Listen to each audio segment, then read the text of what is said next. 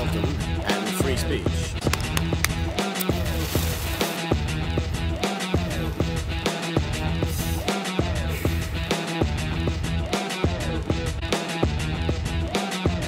When Mr. Von Helton says things like, you know what, I can curtail your speech because speech has been curtailed before. I give you the example of you can't scream fire in a movie theater. What is the actual argument here? Is this an argument for the further continuation of tyranny against free speech, or is this actually an argument to get rid of the original law that says you can't scream fire in a movie theater? Those of us who protect liberty and understand that if you let the jackbooted thugs into your door just to let their little ankles in, eventually they will come crashing through your living room, have understood this for quite a while.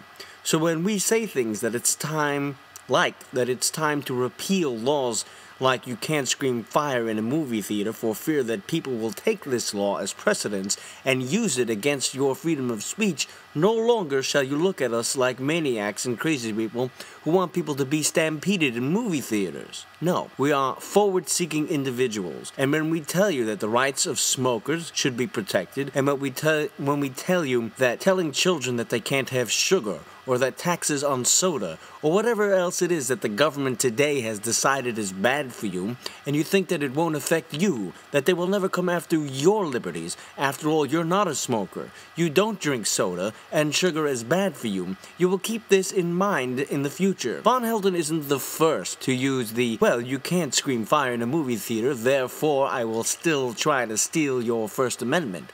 Chuck Schumer, Senator Chuck Schmuck Schumer, is another individual who has done the same thing when it comes to political speech. I remind you, ladies and gentlemen, to constantly keep the fires of liberty burning, and never let people, and never let laws that seem not to affect you personally be passed. It does affect you. Further, you may find it quite amazing that people are allowed to the Westboro Baptist Church is allowed to protest Marines, Navies, and sailors' funerals. However, this person thinks that somehow he is exempt because people are quote-unquote attacking him with death threats.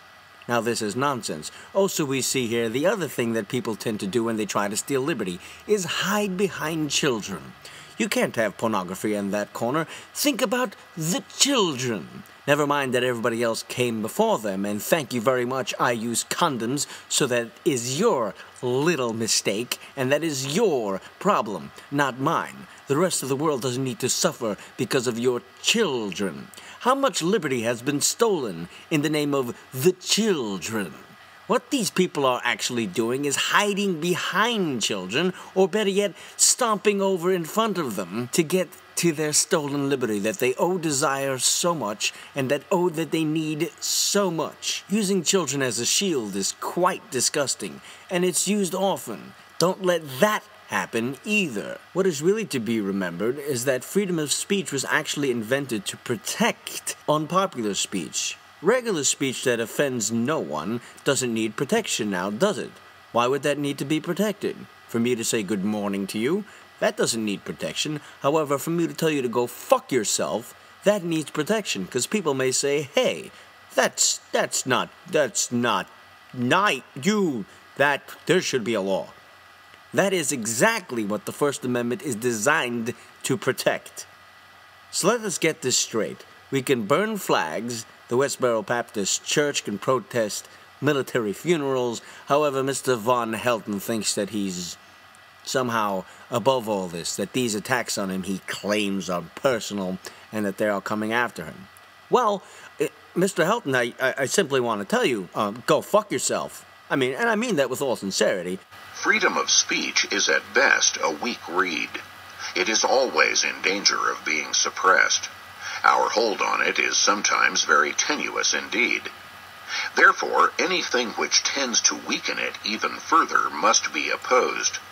There is hardly a scare tactic better designed to destroy freedom of speech than the creation of a false conflict between the right to speak freely and other rights held in vastly higher esteem.